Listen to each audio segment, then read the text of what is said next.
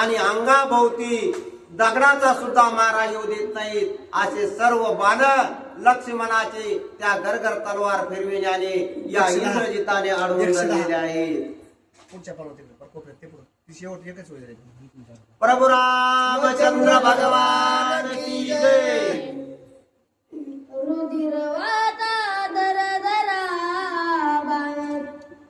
दहा झाले 10 110 झाले. 11वी झाल्या भुजपात मी नाही झालो शकित जणे स्वला घसी तू येत करीत गात मी. गरगरा तलवार इंद्रजित फिरवू लागलेला आहे आणि लक्ष्मणाला म्हणू लागलेला आहे, लक्ष्मणा जरी माझा एक हात तुटलेला असला तरी एका हातानं सुद्धा मी युद्ध करू शकतो. एका हातानं सुद्धा मी तुझ्या बरोबर लढण्यास तयार आहे. किंचित सुद्धा आता मी मागे सरकणार नाही. लक्ष्मणा आता तू तुझाच जीव वाचवण्याचा प्रयत्न कर. वाहू तुटला तो नाटवत खडुग घेऊनी तळपत उल्ला उल्ला देवनी उसत करावया गात. इंद्रजिताचा डावा हात तुटलेला आहे. त्याचं भान सुद्धा इंद्रजिताला राहिलेलं नाही. उजव्या हातामध्ये तलवार घेतलेली आहे. तो गरगरगर सर्व अंगाभोवती फिरवून अंगाचं संरक्षण करू लागलेला आहे आणि तो फिरवत असलेली तलवार मात्र सूर्याच्या प्रकाशामध्ये गेल्यानंतर चमचम चमचम चमकू लागलेली आहे. सरकस सरक चवक दावित शौर्याची आगारिक आला सौमित्र सम्मुख खडगे मस्तक छेदा. हा इंद्रजित कशा प्रकारे तलवार फिरू लागलेला आहे. जसे काठी खेळणारे काठी खेळतात आणि फिरवत फिरवत गरगर फिरतात, माग सरकतात, पुढं सरकतात. अशा प्रकारे तो इंद्रजित आपली तलवार आपल्या अंगाभोवती फिरवून अंगाचं संरक्षण करू लागलेला आहे. सौमित्र सोडी जे जे खडदार तोडी आपण रणी मारवया लक्ष्मण आला गर्जना खडगेसी. इकडा लक्ष्मण बाणा मागून बाण इंद्रजिताला मारण्यासाठी सोडू लागलेला आहे आणि इंद्रजित तलवार फिरवत फिरवत लक्ष्मणाने सोडलेले बाण तोडत तोडत तलवारीनं लक्ष्मणाला मारायचा आहे या हेतूने लक्ष्मणाच्या जवळ जवळ येऊ लागलेला आहे. इंद्रजित देखोनी दुर्धर रणी खवळला सौमित्र दडावया निशाचर रुद्रात संयोजी. तलवार फिरवत फिरवत येत असलेला इंद्रजित लक्ष्मणाने पाहिलं की मागा असणारा इंद्रजित आता पुढं पुढं येऊ लागलेला आहे. म्हणून लक्ष्मणाने सुद्धा त्वेषानं इंद्रजिताला मारण्यासाठी बाणा मागून बाण सोडण्यास सुरुवात केलेली आहे. सबीज मत्रे समत्र विमंत्रोनी रुद्रांत्र सवेग जोड सोडी पै सौमित्र निशाचर दडावया. इंद्रजित जवळ येऊ लागलेला आहे हे पाहिलं आणि लक्ष्मणाने बाण काढला आणि बाणावरती रुद्रास्त्र नावाच्या अस्त्राची मंत्राने स्थापना केलेली आहे. बीजासहित मंत्र म्हणून तो रुद्रास्त्राने भारलेला बाण या इंद्रजिताच्या दिशेने सोडलेला आहे. एतदे कोणी क्षेत्रपात इंद्रजित खड गदारा हानित गाईटीन घ्या उसत लकलकित आकाशी. लक्ष्मणाने सोडलेला रुद्रास्त्र नावाचा बाण रोखण्यासाठी अतिशय वेगाने इंद्रजित तलवार फिरवू लागलेला आहे आणि त्या बाणाला तोडण्याचा प्रयत्न करू लागलेला आहे. घाव चुकवावयाने हाटी पल जाता गुप्त परिपाटी रुद्रास्त्रे पुरविली पाटी कपिपुरचेसाठी पवेना. अतिशय वेगाने इंद्रजित तलवार फिरवू लागलेला आहे परंतु सोडलेला बाण मात्र रुद्रास्त्र आहे आणि हे रुद्रास्त्र कधीही माघारी न फिरणार आहे. रुद्रास्त्र परत परत त्या इंद्रजिताकडे जाऊ लागलेला आहे आणि तो तलवारीनं त्याला रोखण्याचा प्रयत्न करू लागलेला आहे. तरी सुद्धा ते रुद्रास्त्र मागे हटत नाही. इंद्रजिताला वाटू लागला हे रुद्रास्त्र आता आपला प्राण घेईल, म्हणून पळून जावं. तर काय पळून जागा येण्यासारखी परिस्थिती नव्हती. अगोदरच हनुमंताने त्याला शिफ्टीमध्ये बांधून ठेवलेलं होतं, त्यामुळं पळूनही जाता येत नव्हतं आणि म्हणून तो रुद्रास्त्र अडवण्याचा प्रयत्न करू लागलेला आहे. पळो जाता पळवेना, लपो जाता लपवेना, गाव वारीता निवारेना, लागली नयना टकमक. इंद्रजित संकटात सापडलेला आहे. त्याला पळूनही जाता येत नाही, कारण हनुमंताने शिफ्टीमध्ये बांधून ठेवलेला आहे. पहिल्यासारखं गुप्त होऊन लपूनही राहता येत नाही, कारण हनुमंताची शेपटी त्याला आता काहीच करू देत नाही. सर्व त्याची विद्या कुंठित केलेली आहे.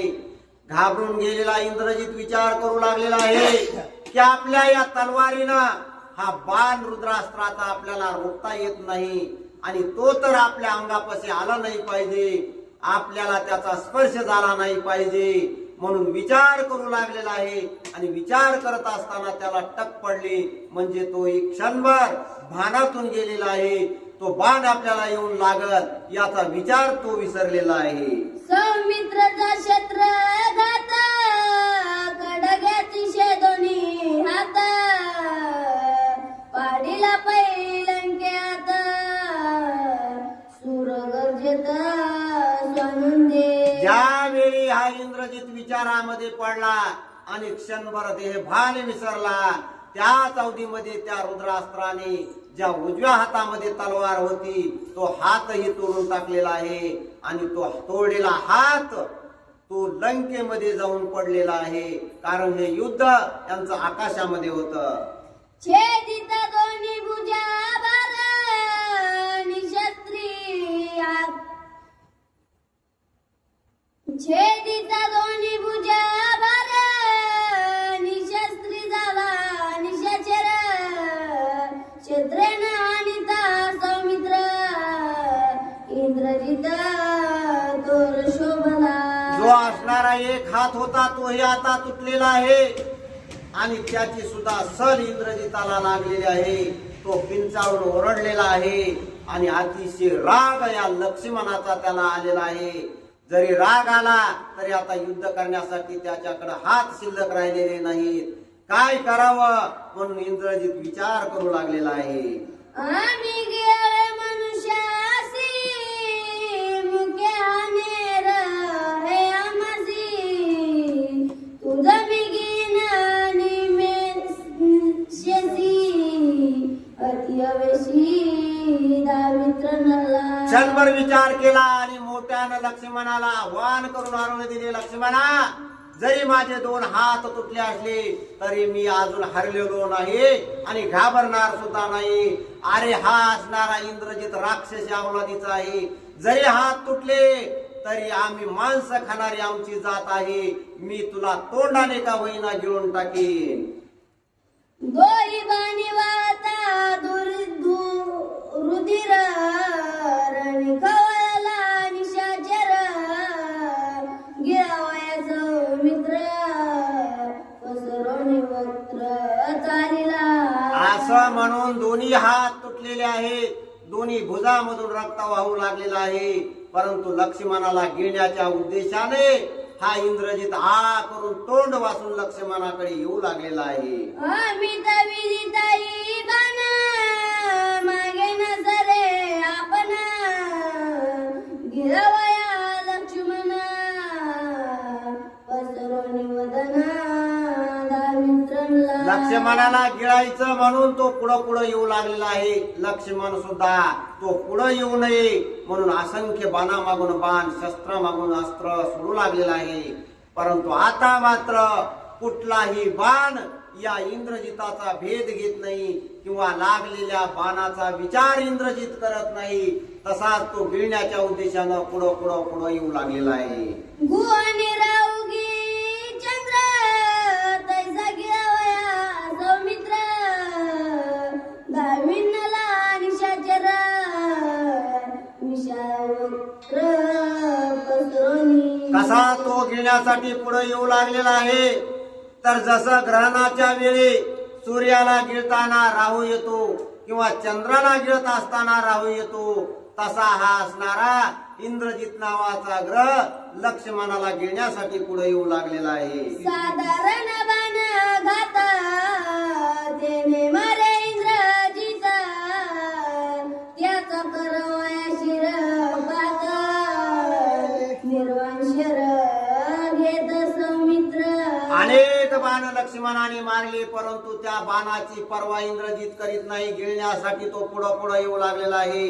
आणि म्हणून लक्ष्मणाने विचार केला की हा आपल्या कुठल्याच बाणाला मोजत नाही. आता मात्र एखादा निर्वाणीचा बाण काढावा आणि मला गिळण्यासाठी वाचलेलं तोंड मुंडक्यापासून वेगळं करावं, असा विचार करून लक्ष्मण निर्वाणीचा बाण सोडू लागलेला आहे.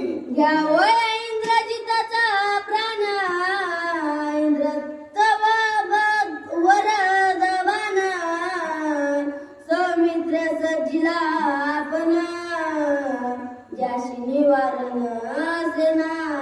आणि म्हणून लक्ष्मणाने आपल्या भात्यामधून वरदान युक्त बाण काढलेला आहे. निर्वाणीचा बाण आहे आणि तो बाण धनुष्यावरती लावलेला आहे. बाण श्रेष्ठ वीर श्रेष्ठ, धनुष्य वाहिले अतिश्रेष्ठ, कानाडी ओढिली श्रेष्ठ, शत्रुकंठ छेदावया. हा निर्वाणीचा बाण लक्ष्मणाने घेतला, धनुष्य जोडलेला आहे. धनुष्यावरती बाण लावला आणि बाण जोडून त्या धनुष्याची दोरी कानापर्यंत ओढलेली आहे. कारण तो सोडलेला बाण अतिशय वेगाने जावा आणि त्या इंद्रजित